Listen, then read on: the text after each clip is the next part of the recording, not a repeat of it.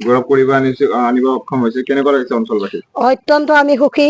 আমাৰ এই মঠঘৰীয়া এলেকাত তাৰমানে এনেকুৱা হয়তো গৌৰৱ উজ্জ্বল কৰা কোনো ল'ৰা বা কোনো ছোৱালী নাছিল, কিন্তু ল'ৰা ছোৱালীবিলাকক বেয়া বুলিও নকওঁ, যথেষ্ট ভাল ৰিজাল্টো কৰিছে আৰু ভাল ভাল চাকৰি। এই যে হিমন্ত বিশ্ব শৰ্মা ছাৰে এইবাৰ আমাৰ যে 3 বছৰ আগত যিবিলাক চাকৰি নিযুক্তি দিছে, আমাৰ এই অঞ্চলৰ ল'ৰাবিলাক আজি এপিএছচিত এজন ল'ৰা উত্তীৰ্ণ হৈছে, ইয়াতে তেওঁ এতিয়া চাকৰি কৰি আছে।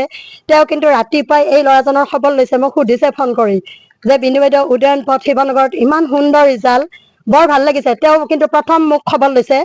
আৰু আমাৰ এই মঠঘৰে আজি অসম জাতীয় বিদ্যালয় স্কুলখন সঁচাকৈ বৰ গৌৰৱ, মানে আমি গৌৰৱ কৰোঁ স্কুলখনক।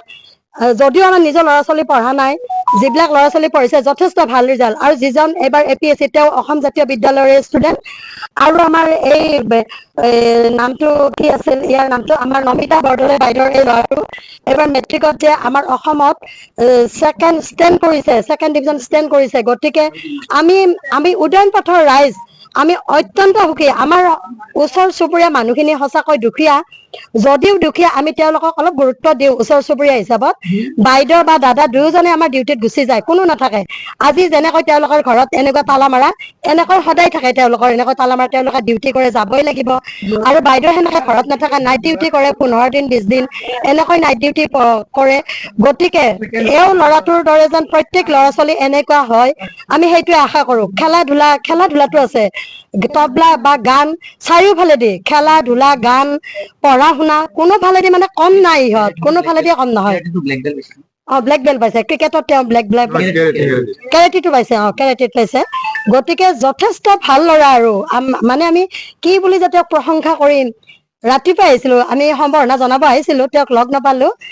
তথাপিও তাৰমানে আমাৰ গোটেই ৰাইজ আহিব, আমি আলোচনা কৰিলো, আহিব গধূলি আৰু আহিব তেওঁলোক। এতিয়া যিহেতু ঘৰতে নাই, মই ক'লো আৰু নালাগে, আহিব তেওঁলোক। লৰাই এই প্ৰথম স্থান কৰিলে, মানে অঞ্চলবাসী মানে যাতে তেওঁ আৰু আগবাঢ়ি যাব পাৰে। নিশ্চয় হব। মাক দেউতাকে চিকিৎসকৰ মানে কৰ্মচাৰী, তেওঁ হোৱাৰ আশা নিশ্চয় আছে।